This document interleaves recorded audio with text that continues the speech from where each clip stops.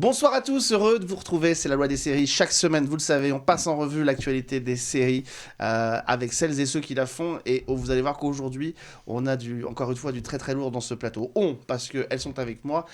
Julia Gabriele et Nora Gandour, bonsoir mesdemoiselles. Bonsoir Alex. Bonsoir. Ça va? Vous allez bien? Au top. Ravi. On est un peu sous pression dans la deuxième partie de l'émission. Vous allez peut-être le découvrir si vous ne le connaissez pas. C'est l'un des comédiens les plus drôles du moment. Franchement, c'est une vraie découverte. Moi, je l'avais découvert il y a quelques années sur la série Les Grands, dans la saison 2, où il avait un rôle de prof qui était absolument génial. Et on va le découvrir bientôt. Il a beaucoup d'actualités au cinéma, à la télévision et aussi en musique, puisque c'est aussi un musicien. Esteban sera notre invité. Mais aujourd'hui, dans cette première partie, on accueille un comédien dont on est en train de beaucoup parler parce qu'il a un rôle... Alors, c'est pas le rôle le plus long et développé dans la série Tapis, mais alors quel rôle depuis la mi-janvier, cette séquence de 26 minutes, ce face-à-face entre Bernard Tapie et le juge Éric de Montgolfier est en train de devenir culte. La mi-septembre, tu veux dire? Mi-septembre, oui, j'ai dit. T'as dit mi-janvier, c'est... La rentrée. C'est parce que pour moi, ça faisait très longtemps que j'avais l'impression de l'avoir. Voilà, mi-septembre, évidemment, sur Netflix. Merci, ça prouve que tu écoutes ce que je dis. Et c'est très valorisant. C'est bien. Je te remercie. Moi, je l'ai complètement laissé passer. Ah là là, c'est la jeunesse. En tout cas, cette séquence, elle fait beaucoup parler d'elle. Pourtant, elle a très peu dormi. Toi aussi, t'écoutais bien. Et on est ravis, en tout cas, de recevoir celui qui a la lourde tâche, finalement, de faire face à Laurent Lafitte, à Bernard Tapie, et d'incarner ce juge Éric de Montgolfier. David Talbot, bonjour. Bonjour. Comment ça va?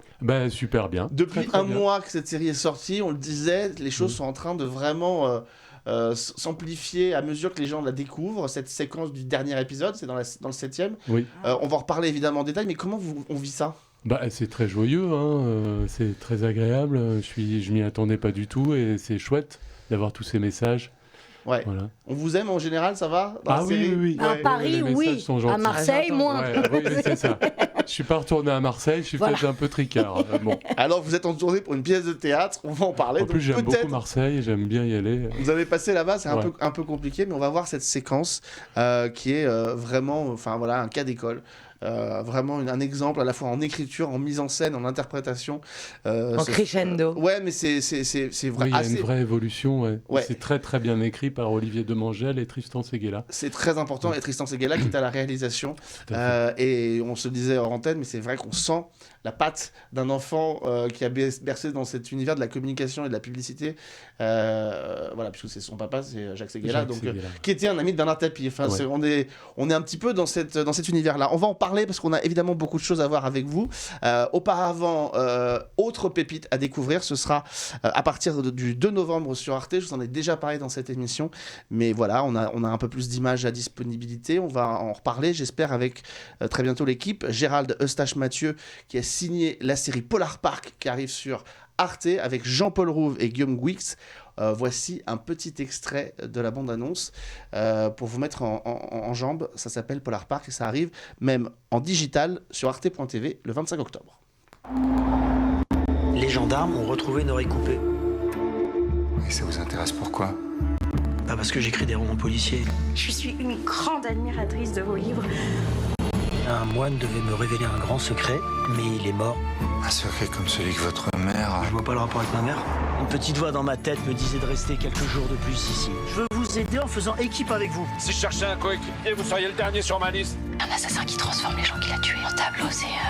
L'art de poétiser la mort. Ce type d'assassin qui se donne du mal pour faire une mise en scène a forcément un message à faire passer. C'est le principe avec les serial killers. Un serial killer. Mammouth. Rousseau, l'écrivain dont je t'ai parlé, ce Roland da Vinci Code. Pardon, mais vous m'avez demandé d'être très très discret. On s'ennuie jamais avec vous. Si vous aviez peut-être vu un film il y a une dizaine d'années qui s'appelait Poupoupidou, avec justement Guillaume Gouix et Jean-Paul Rouve, déjà réalisé, si je ne me trompe pas, par Gérald Eustache-Mathieu, bien c'est une série qui s'en est inspirée.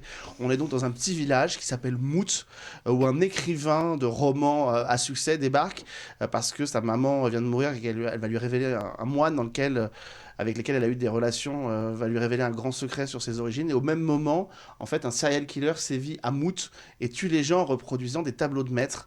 Donc, avec cette magnifique affiche qu'on voit derrière nous, des tableaux de maître. Alors, ça va de tableaux de Picasso, etc., jusqu'au portrait d'Andy Warhol avec Marilyn. Et donc, voilà. Et donc, ils essayent de mettre en scène un petit peu tout cet univers-là. Il enquête à la fois sur ses origines et sur ce serial killer. C'est vraiment très très drôle, très bien écrit, très bien réalisé aussi, et avec une magnifique musique qu'on a un petit peu entendue de Stéphane Lopez, qui est une très très belle réussite. Voilà, ça emprunte à Fargo des frères Coen, ça emprunte à Twin Peaks. Il y a un petit peu de Stephen King aussi dedans. Enfin voilà, c'est 6 épisodes de 52 minutes. L'intégralité sera donc sur arte.tv le 25 octobre jusqu'au 24 avril, et sinon ce sera diffusé 2 jeudis de suite, les 2 et 9 novembre sur Arte. Voilà pour Polar Park, et j'espère qu'on pourra en reparler très très vite. On revient à notre invité d'aujourd'hui, de cette première partie en tout cas. Je trouve que tu as fait un super casting j'ai jamais vu, je trouve en termes de casting, l'élocution de nos 2 invités sont, toi depuis, c'est récent, mais et Esteban depuis très longtemps, c'est des voix que je trouve très originales en termes de voix même. Je trouve que la manière dont ils parlent, c'est... Tout à fait. Vous deux, vous avez une manière de parler extrêmement singulière. Et je trouve ça évidemment, je trouve ça très drôle de vous avoir ensemble. Parce que c'est des voix, je trouve, iconiques. Et on a besoin de ça parce que c'est vrai qu'on a une espèce d'uniformité qui plane un petit peu sur l'univers de la fiction, et ça fait du bien. Alors... Événement donc, Tapie, à l'antenne donc depuis le mois de septembre, un biopic sur Bernard Tapie qui couvre ses débuts jusqu'à son incarcération après le match truqué au MVA. On ne parle pas non plus. Le match. Oh bah, alors dans le film, il y a quand même peu de doutes, quand même. S'il te plaît. Et donc évidemment, Laurent Lafitte est chargé d'incarner Bernard Tapie, et l'excellente Joséphine Japy qui joue Dominique Tapie. Voilà, dans ce biopic, il y a aussi, on croise Lucchini notamment dans un rôle assez hallucinant. Et donc le juge Éric Camille Cotin quand même. Et Camille Cotin. Ah oui, pas Camille, Camille Chamou, pardon. Camille Chamou, oui. Elle est magnifique dans ce rôle. Oui, c'est vrai aussi. Bon, franchement. Et oui, non, mais c'est Anne Benoît, qui est formidable en syndicaliste de la CGT, dans ces négociations donc entre la CGT et Bernard Tapie pendant le tournage de son émission. Et puis arrive un personnage important, le juge Éric de Montgolfier. On va voir dans un instant un premier extrait, mais quand vous avez été contacté pour ce rôle-là, comment on vous en a parlé, on vous l'a présenté, parce que c'est un juge qui existe vraiment, mais... Oui. Il se trouve qu'il y a quand même aussi quelques petites différences avec le vrai. Comment ça s'est passé, votre arrivée sur le projet ? Un peu au dernier moment. J'avais passé des essais pour un autre rôle. Puis après, j'ai pas eu de nouvelles pendant plusieurs mois. Ensuite, Lequel, par curiosité ? Alors, c'était pour un homme politique qui fait partie du parti d'hiver gauche, qui essaie de persuader Bernard Tapie de revenir en politique. Ouais, je crois que je vois. Voilà, c'est ça. J'ai pas été pris. Ensuite, on m'a parlé d'un autre rôle. Au ministère, toujours pareil, enfin un proche de François Mitterrand. J'étais très content parce que moi, François Mitterrand, c'est vraiment une icône. Évidemment. Qui est joué par Samuel Labarthe. Ouais, merveilleusement bien. Et puis ensuite, on m'a parlé d'autres dates. Et puis là est venu le nom d'Éric de Montgolfier, que je connaissais pas. Donc je suis allé regarder un peu des images d'archives et une longue interview aussi de lui. Et voilà. Mais sur la scène de casting, on passe cette scène qu'on a vue, nous, et qu'on a eu... Oui, j'ai appris les 7 premières pages. Ouais. Donc en casting, tu as passé les 7 premières pages. On va y venir, parce que il faut se rendre compte que quand même, 25 minutes de face-à-face entre 2 hommes dans un bureau de juge d'instruction, ça n'arrive nulle part en télévision. Ah non. C'est quasiment ce qu'on appelle de l'anti-télé. C'est tout ce qu'il ne faut pas faire en télévision. Nora, on est d'accord ? Oui, je suis tout à fait d'accord. On est d'accord avec ça. On va découvrir un premier extrait de cette séquence-là qui dure 25 minutes. Donc autant vous dire qu'il vous en reste encore beaucoup à découvrir. Et voici un des moments extrêmement savoureux de cette séquence. Bon, on est 2 personnes raisonnables, vous et moi. De mon point de vue, c'est une certitude. Voilà, vous savez ce qu'on va faire ? Je vais sortir de ce bureau, et puis on va faire comme si on s'était jamais vu, voilà. On oublie tout ce qu'on s'est dit. Et si vous voulez à tout prix faire du bien à la société, je vais vous en balancer, moi, des noms de gens qui corrompent. Parce que j'ai des tas de dossiers. Enfin, vous n'avez plus 4 ans, Bernard Tapie. Vous croyez que vous venez ici, On papote, puis je vais effacer l'ardoise après avoir noté le nom de vos petits copains qui ont fait des bêtises dans la cour de récréation. Vous êtes dans le bureau d'un procureur de la République. Je pourrais très bien vous poursuivre pour subornation de magistrat. Vous avez des responsabilités, monsieur le ministre, pas seulement en tant que président de club de football ou ancien ministre de la République, mais aussi dans la vie. Vous ne pouvez pas vous comporter comme ça, je ne parle même pas de moi, mais du pays.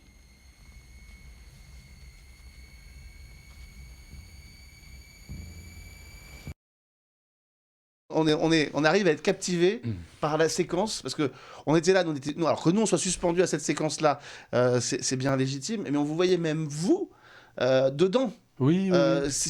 Quel rapport justement vous avez vous à cette séquence dans son entièreté, parce que vous soyez vous en tant que comédien. Oui, est-ce que exceptionnellement on aime. Moi j'ai toujours la même sensation qu'à la première lecture. J'ai été vraiment pris. J'ai été extrêmement surpris. Je m'attendais pas, comme vous dites, à une séquence si longue, et puis qui se développe, avec une vraie évolution. Et j'étais complètement pris. Donc, et fier. Est-ce que, j'imagine que c'est rare en tant qu'acteur d'aimer se regarder, mais est-ce que sur cette scène, tu peux faire une petite exception et avouer une certaine jouissance à regarder cette scène ? C'est dur quand même. C'est quand même dur. C'est toujours dur, mais c'est vrai que le fait... En fait, je l'ai regardé une fois tout seul. Tristan Seguela, très gentiment, m'avait proposé de regarder la séquence le jour où je suis venu pour faire de la post-synchro.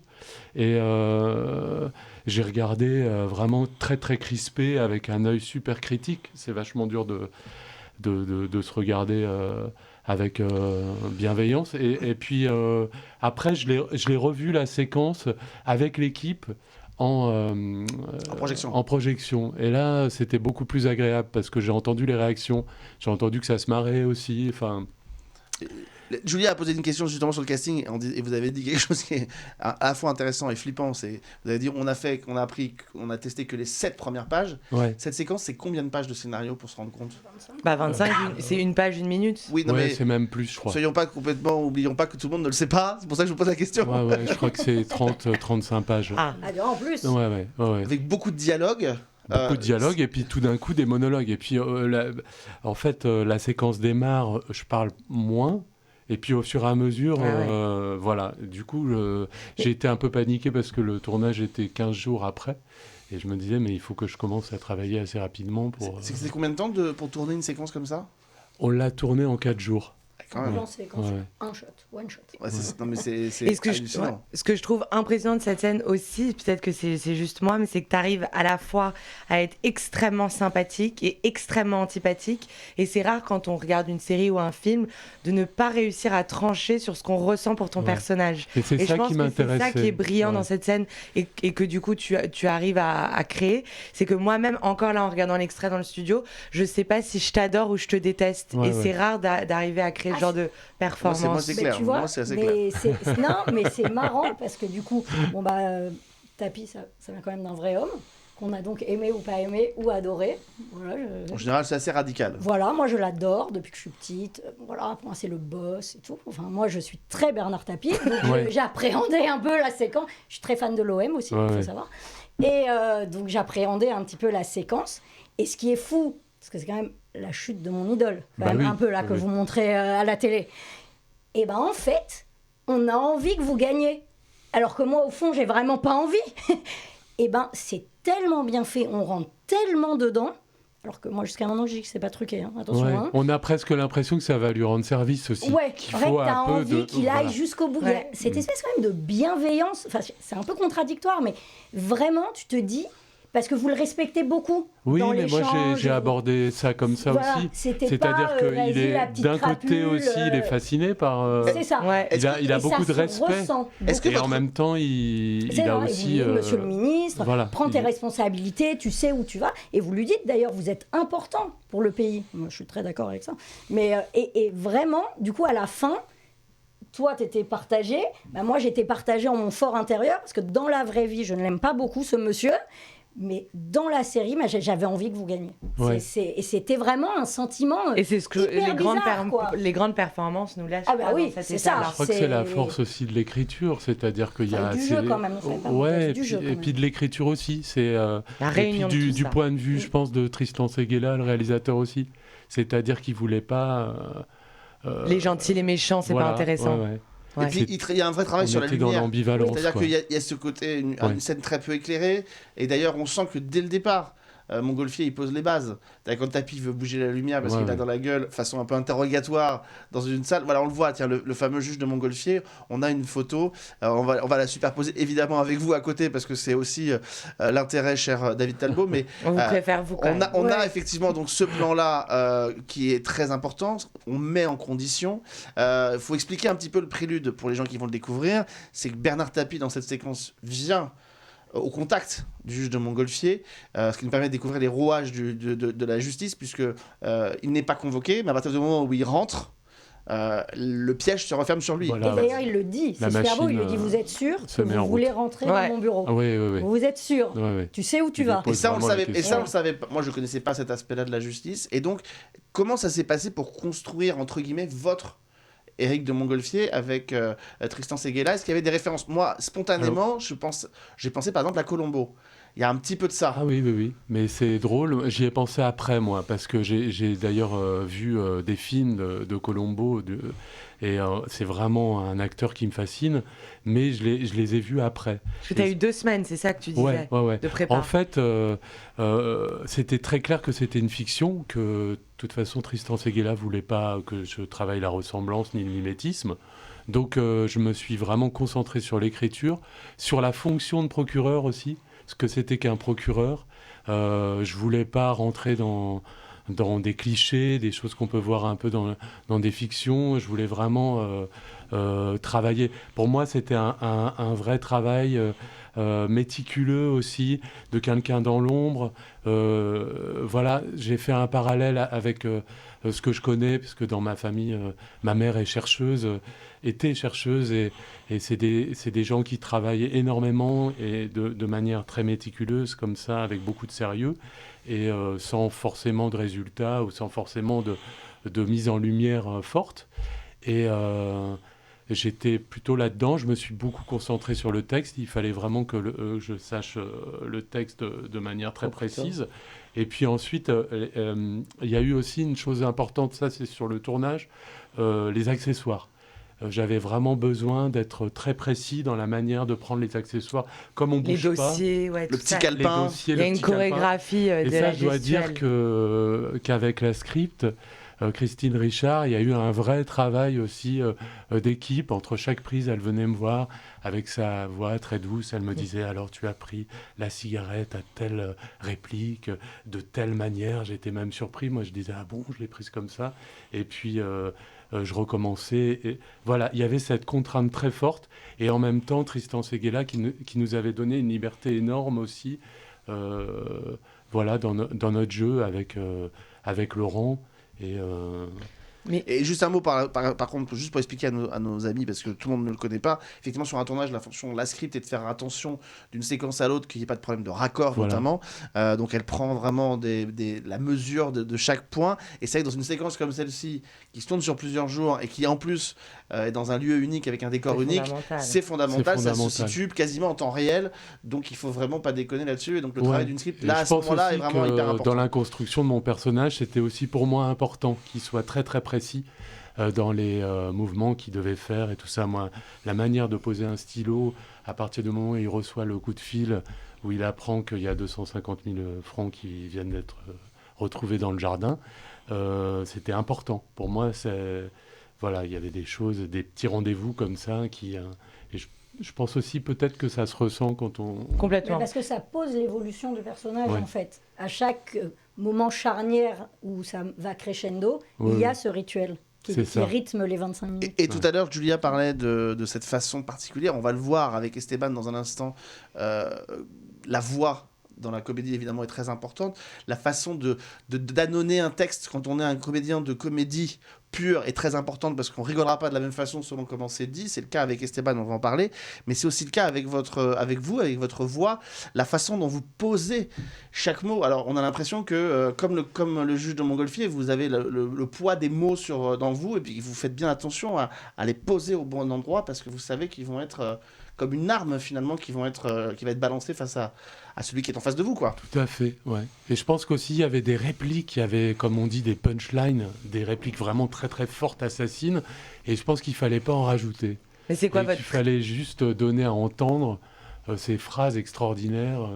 Si vous pouviez nous en faire une là au micro, une réplique de cette scène de 25 minutes dont vous avez beaucoup de choix, qui a été jouissive à dire et qu'on peut entendre ce soir en direct. Partager en direct. Bizarrement, je ne me souviens pas de beaucoup.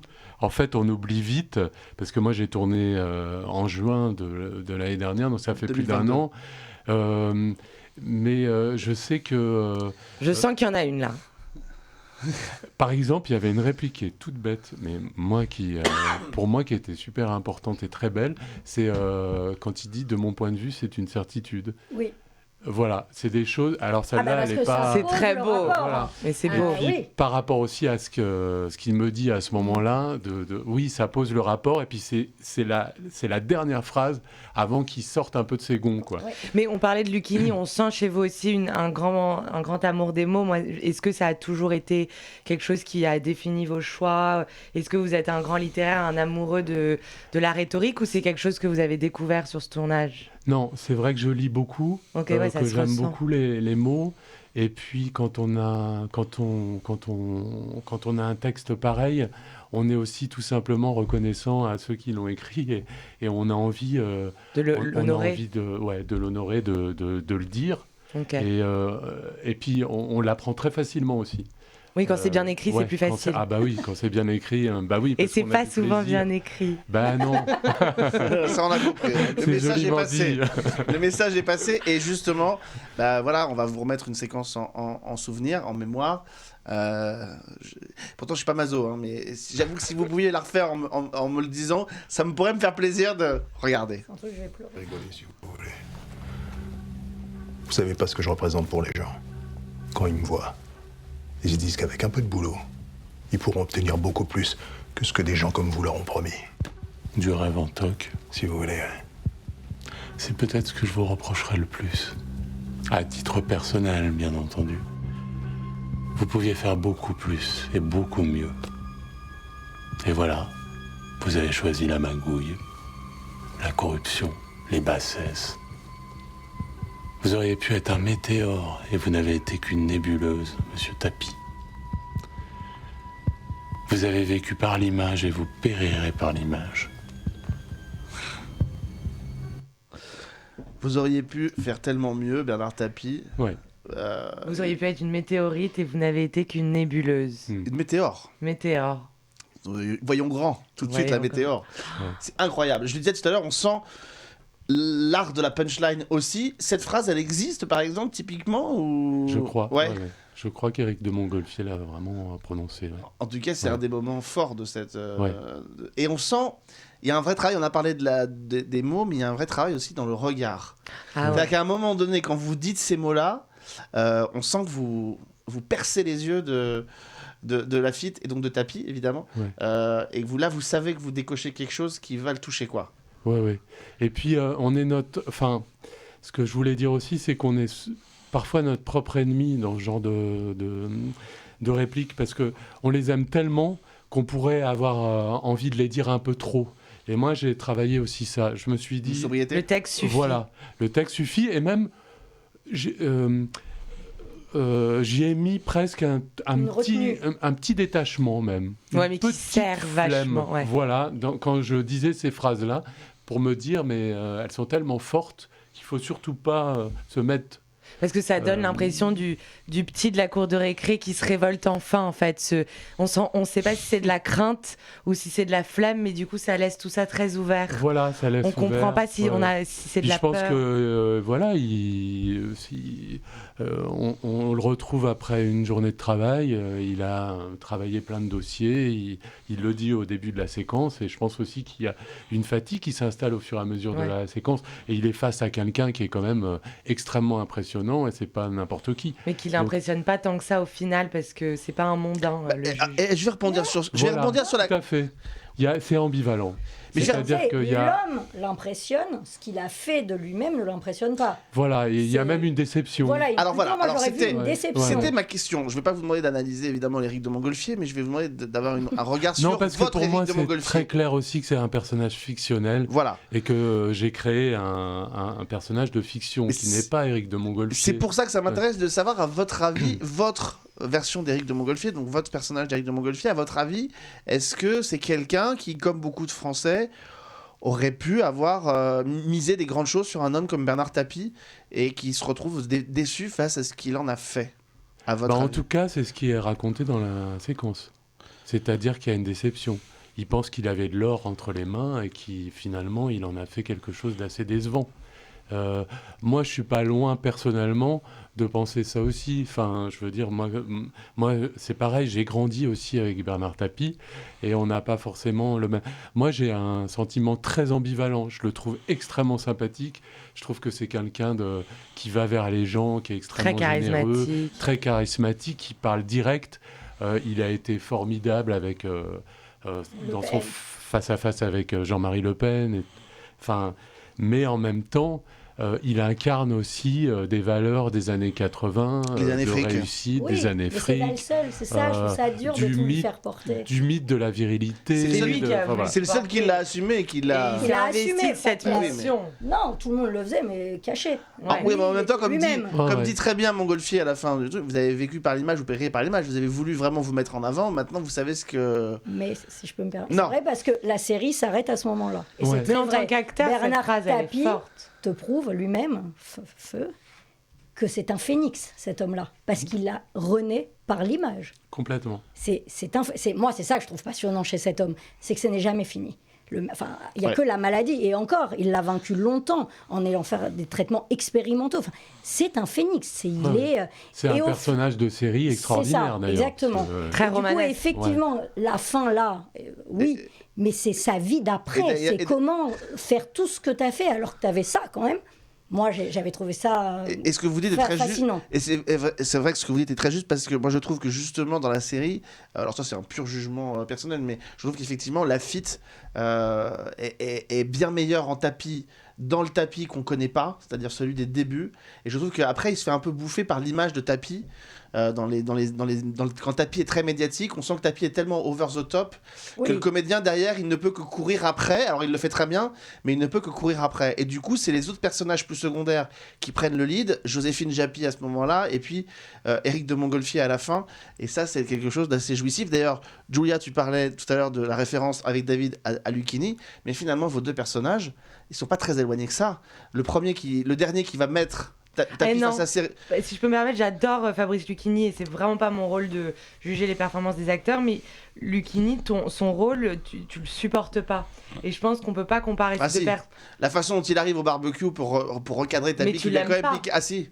Là, à ce moment-là... Je sens qu'il aime pas Bernard Tapie. À ce moment-là, j'aime bien parce qu'à un moment donné, quand même, le mec a essayé de lui faire quelque chose, a commencé à essayer de magouiller un peu dans le dos. On sent la jalousie, on sent la frustration, on sent des motifs franchement pas nets. Alors que dans le rôle dont on parle aujourd'hui, dans le personnage dont on parle aujourd'hui, je trouve qu'on a une ambivalence qui est tellement humaine. Je trouve que c'est un peu plus caricatural le rôle de Fabrice Lucchini. Moi, je suis assez d'accord avec Julia. Mais toi, t'aimes Tapie. Et j'adore l'acteur, donc c'est vraiment pas... Non, mais parce qu'il y a beaucoup de bienveillance. C'est pas du tout le même rôle.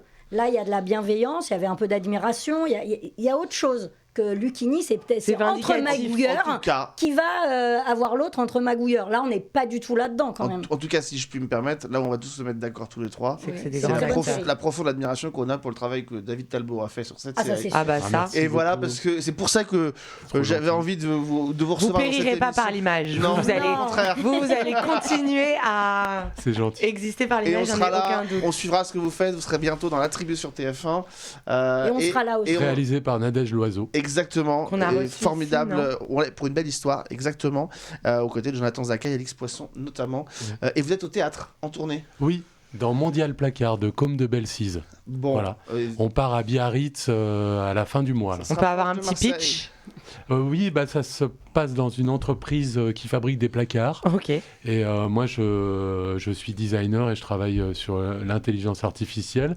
Et voilà, c'est une comédie. C'est vraiment extrêmement drôle et c'est traité un peu comme une pièce de boulevard. Et en même temps, ça parle de sujets très, très contemporains, les inégalités femmes-hommes, l'intelligence artificielle, tout ça. Mondial Placard, donc, en tournée dans toute la France, bientôt à Marseille. Accueillez-le comme il se doit. Cet homme le mérite. Non, à Biarritz. Oui, mais bientôt à Marseille, on sait jamais. Oui, oui, tout à fait. Il faut être sympa avec vous à Marseille. Cet homme le mérite, donc on l'accueille comme il se doit. Restez avec nous, David Talbot, parce qu'on va accueillir un autre comédien, une autre présence. Vous allez voir, c'est un acteur absolument incroyable et génialissime, un musicien aussi incroyable.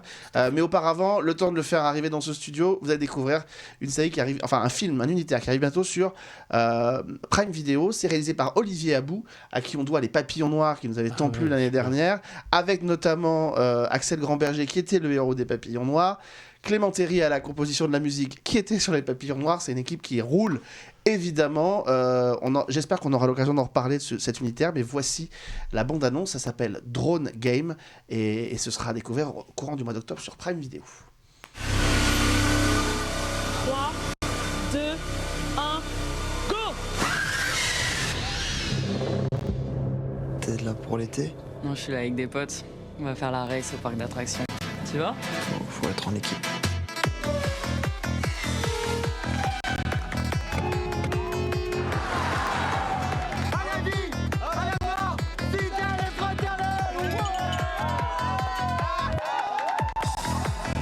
Maintenant, en fait, le mec, il va être avec nous tout le temps, c'est ça? Attends, mais qui c'est qui dit qu'il va pas nous balancer, ton pote, là?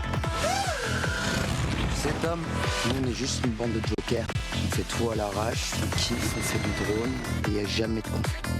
Et puis de temps en temps, on récupère une partie de ce qui nous appartient. Bonsoir, mesdames et messieurs, ceci est un braquage.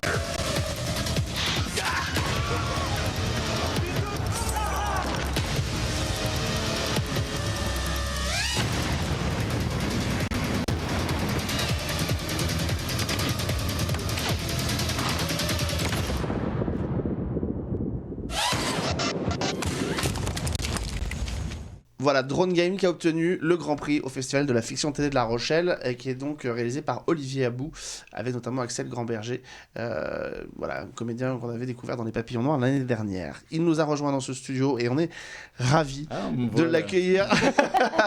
C'est le concept de la radio filmée. C'est cool parce qu'on est dans la télé et on mate la télé. Et on mate la télé en même temps. C'est hyper Tu sympa. peux même te regarder devant. Oh non, mais là c'est trop. Ça va, Esteban? Oui, c'est le concept en fait qu'on. On regarde la télé pendant qu'on fait l'émission. Ok. Sur la télé. J'avais pas compris. On teste la cinégénie de nos invités comme ça en direct.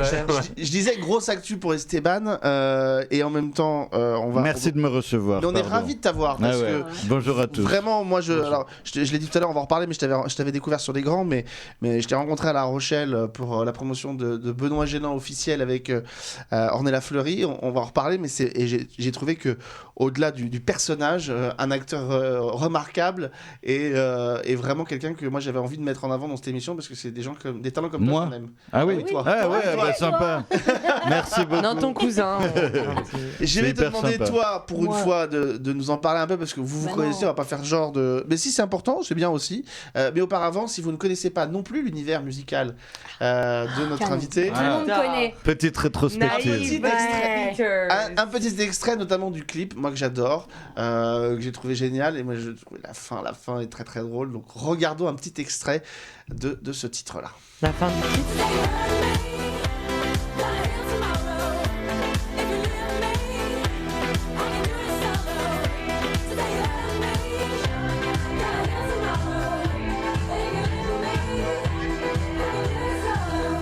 Ah les gars, vous êtes là. Partez pas. Regardez, on a un disque d'or. Mais tu l'as volé? Ouais, on s'en fiche. J'avoue. Hein? C'est pas beau ça? On est unis les gars, on est des poteaux pour la life. C'est bon ça. Ça m'a rappelé le clip Murder on the Dance Floor d'il y a quelques années. Sophie Elix Bextor. Sophie Elix Bextor, très décalé.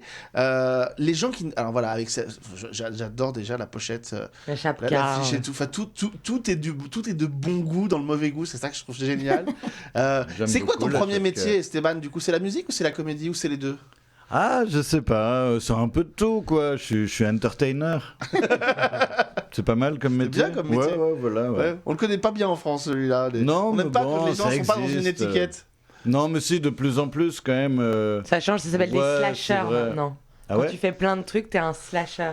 Donc t'es acteur, slash, musicien, slash. Donc t'es un slasher, Esteban. Ou alors c'est des serial killers qui font très mal aux gens. Ou les deux.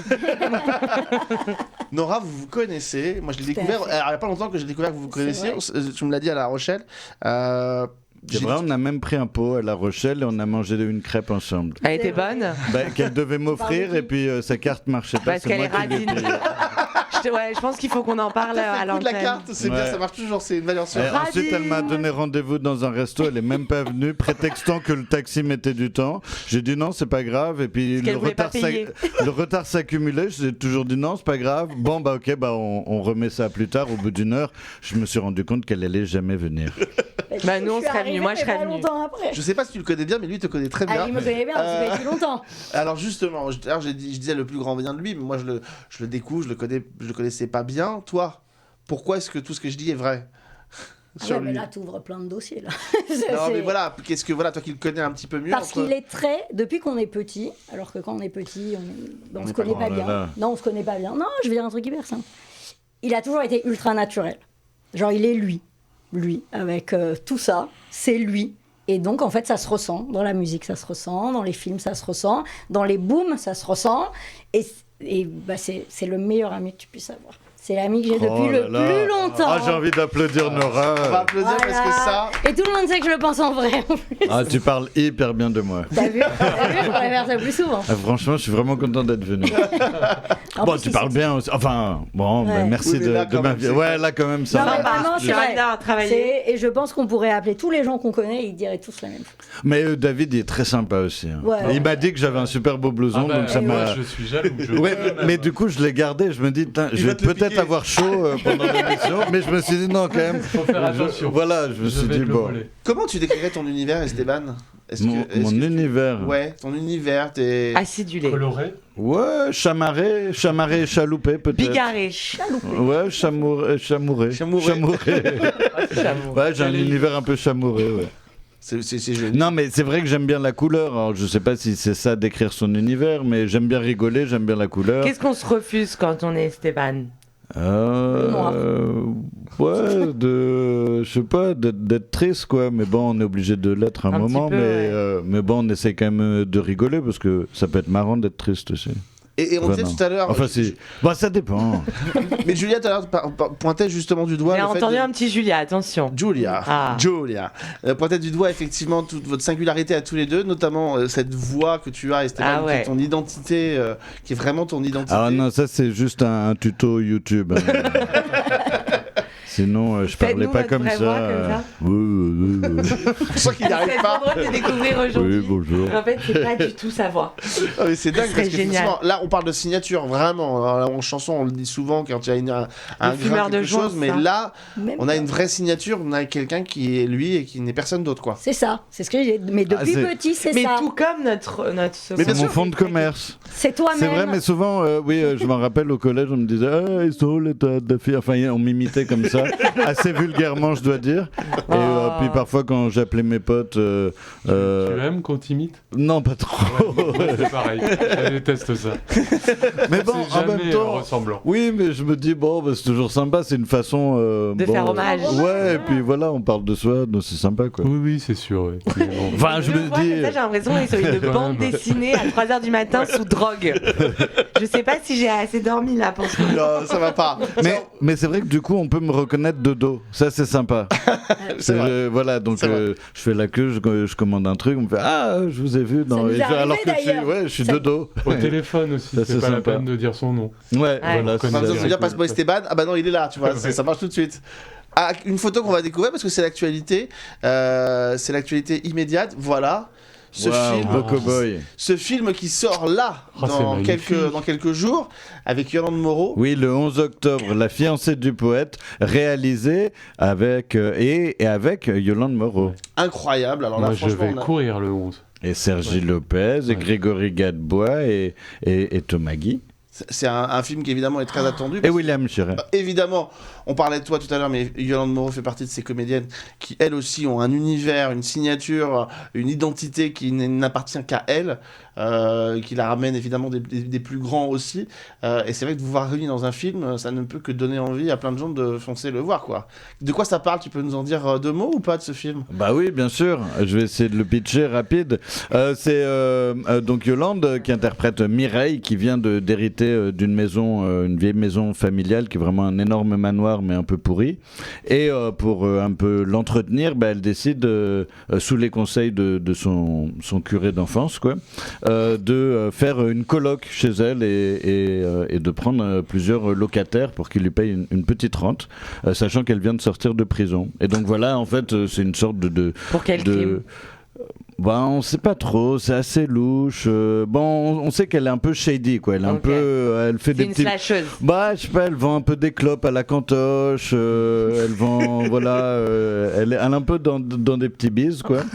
Et donc elle fait un peu une coloc improbable.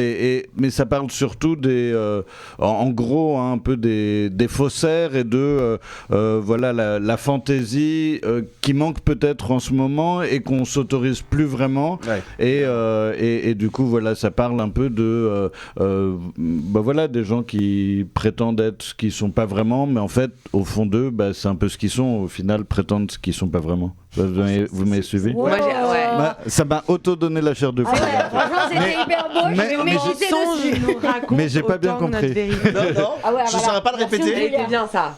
Elle a... Moi, je l'ai dit mieux. J'ai dit que nos mensonges racontent notre vérité. Oh là là là là. Ouais, elle nous a Moi, mis moi, je préfère ce Mais ouais, et ce que j'aime beaucoup dans ce film, c'est qu'il y a quelque chose où, oui, on est un peu dans une société où tout est transparent, où tout doit être, voilà, et l'opacité n'existe plus vraiment. Le mystère n'existe plus. Ouais, voilà, et la fantaisie, elle existe, hein, bien sûr, mais je trouve que le mystère, le mensonge, tout ça, ça fait un peu partie de la fantaisie, quoi. Et c'est un peu une ode à ça, et c'est ce qui me plaît dans ce film. Mis à part plein, enfin il y a plein d'autres choses. Au-delà du casting, évidemment, qui est Bien absolument sûr. formidable. Le chapeau. Je dis le chapeau de cowboy. La veste aussi. La veste. veste. Déjà, je me marie avec. Et cette Ça, robe c'est beau. improbable de Yolande Moreau, quand même. C'est beau, ouais. Magnifique. Magnifique. Je disais que je t'avais rencontré, moi, la première fois, il y a quelques années. On va voir la photo des Grands. Ce rôle dans la saison 2 des Grands qui va arriver, voilà, improbable. coupe de J'avais cheveux. une bonne coupe. Tu à gardes tous ces l'époque. costumes ou jamais parce que c'est Ça devait être à lui. C'est vrai que parfois, non, mais il me manque celui-là. ouais. Prof de musique, je crois, hein, c'est ça? Oui, c'est ça. J'étais un peu le troisième Daft Punk Oui, c'est vrai. oublié. et qui ressort ses vieilles machines et voilà, qui va un peu coacher un petit qui le fait saigner du nez tellement il chante faux. Ah ouais, mais moi je t'avais découvert, j'étais venu sur le tournage de cette saison 2 et je l'avais découvert, c'est vrai que les productions, tout le monde nous vantait, nous a dit on a fait venir Esteban, vous allez voir, vous allez découvrir quelqu'un d'incroyable sur cette série. Et c'est vrai que le casting des jeunes était vraiment génial dans cette série, mais alors c'est vrai qu'on t'a découvert, et le rôle était vraiment génial, quoi. Il était très très drôle. Ouais, c'était très sympa. Et c'est vrai que c'était vraiment, tout le casting, c'était une grosse bande, mais qui continue à se voir. Parfois on les croise en boîte de nuit, ils sont tous ensemble encore. Et ils ont tous bien évolué. Et ils sont sobres. En boîte de nuit. Bien sûr. Super équipe, en tout cas, c'était Henry Deburn, je crois, qui était à la production à l'époque, et Adèle Visme notamment dans l'un des rôles. Il y avait Samuel Talbani, enfin voilà, plein de comédiens absolument géniaux qui ont démarré dans cette série. L'actualité, c'est aussi très bientôt sur TMC, une série qu'on va voir apparaître. Benoît Génant officiel, que j'ai découvert au Festival de la Fiction Télé de La Rochelle. Benoît Génant, c'est Artus, qui dirige une agence immobilière à Puteaux, où il travaille avec son cousin, que tu incarnes, et où une nouvelle employée arrive, qui est jouée par Ornella Fleury, et qui va découvrir ce que c'est que de travailler dans une agence où le patron est fan de recherche appartement ou maison sur M6, au point d'avoir tous les DVD dans une armoire et de connaître les répliques par cœur de l'émission d'M6. Voilà, il est assez gênant, hein, comme le titre l'indique. Moi, il m'a complètement parachuté dans son agence, alors que je sais pas du tout, enfin je m'y connais pas du tout en immobilier, mais en plein d'autres choses. Avec Éric Lavenne à la direction. Éric Lavenne, bien sûr, très sympathique, qu'on salue, qu'on remercie. Et son fils qui doit pas être loin à la manœuvre pour la musique ou pour un truc, puisque voilà, il est Éric Lavenne. Lui aussi parachuté sur la série, son fils, bien sûr. Évidemment, il n'hésite pas. Ah oui, non, mais c'est vrai. Ouais. Il le dira pas, mais alors en interview, il me dit non, mais de toute façon, on le sait très bien, il suffit qu'il soit sous la douche en train de chanter une chanson pour qu'il soit auto. Donc j'ai posé la question quand même à Éric Lavenne. Il m'a dit auto quoi proclamé compositeur de la musique. Eh oui, non, mais il a mis son fils comme ça, il a pistonné. Bon, on l'a jamais vu, mais voilà, mais oui, il a fait ça. Oh, il est génial, mon fils. Mais c'est quoi le DVD de l'affiche, pardon, ça me rend dingue, j'arrive pas à reconnaître. C'est quoi cette. Derrière, je pense que c'est une émission. Non, c'est-à-dire. Non, c'est une photo de Stéphane Plaza. C'est une photo de Stéphane Plaza. Oui, Stéphane Plaza qui a beaucoup d'importance dans la série, mais pas que, il y a énormément de guests. Oui, bien sûr, il y a plein de guests, mais qui jouent leur propre rôle. Et c'est un peu ça, parce que voilà, il est agent immobilier, il voudrait être agent immobilier de star. Ouais. Oui, enfin, il voudrait même s'immiscer dans le milieu. Être une star. Et il est un peu star aussi, parce que voilà, là où Stéphane Plaza a réussi en télé, lui, il veut réussir via les réseaux et donc être. Mais moi, c'est marrant parce que je disais, je lisais le scénario et puis j'étais assez gêné de le lire, quoi, en train de me dire, mais waouh, c'est chaud, quoi. Enfin, j'étais parfois saoulé, quoi. Je disais, non, mais ça dure longtemps. Je me suis transpiré en lisant le truc. Et, c'est un peu pushy, c'est vraiment lourd. C'est catastrophique. Et en même temps, je me disais, bon, mais c'est excitant parce que ça me faisait vraiment rire. Et puis, et je trouvais ça tellement abusé, tellement absurde. Je me disais, c'est cool parce que c'est une proposition vraiment à fond, quoi. Et quand on le regarde, justement, moi j'aime bien les trucs qui procurent vraiment des sensations. Et là, ça me procure. C'est vraiment comme, je sais pas, parfois je mate des émissions à la télé, puis j'ai envie d'arrêter de regarder ou de me cacher. Et puis de dire non, arrête. Et puis là, ça me fait ça pareil en matant Benoît Génant officiel. Donc je me dis, il y a un truc d'hyper réussi qu'on se dit. Ça vient de ton personnage. Et ça vient un peu de tout. Tout est. Et puis il y a un climat qui est assez. Moi, je trouvais ça bizarre parce que aussi on filmait, puis je regardais au combo, et puis je savais que c'était une série comique et tout, et qui frise le burlesque et tout ça, et je comprenais pas parce que l'image était hyper sombre, et j'étais là, mais quoi, c'est filmé en mode thriller Arte, quoi, alors que c'est un truc. Donc même ça me gênait, puis en fait, je mate le truc, et puis il y a un côté angoissant, mais tu rigoles quand même. Enfin, c'est assez ovni, perturbant, quoi. Ouais, c'est vraiment. C'est un vrai ovni. Vous verrez, moi j'ai comparé ça un peu aussi à l'univers des films de Weber, parce que il y a un petit côté, côté dîner de con par moment, un peu kitsch, un Non, mais Ouais, puis il y a des scènes. Ouais, dans l'écriture, il y a un épisode par exemple très drôle où François-Xavier de Maison, qu'on a découvert à La Rochelle, où François-Xavier de Maison sollicite l'agence parce qu'il cherche un appartement et où en gros Benoît l'emmène au restaurant en lui disant on va tout négocier à table parce que voilà, ça va se faire, ça va être un super appart, donc et vous allez découvrir cet univers-là. Et là, on a l'impression d'avoir Villeray dans On a les contrats dans le Dîner de Con. Voilà, c'est exactement ça. Et c'est très très drôle parce que ça va très très loin et que Artus joue très très bien ce genre de rôle. Ouais, mais bien mal à l'aise. Ouais.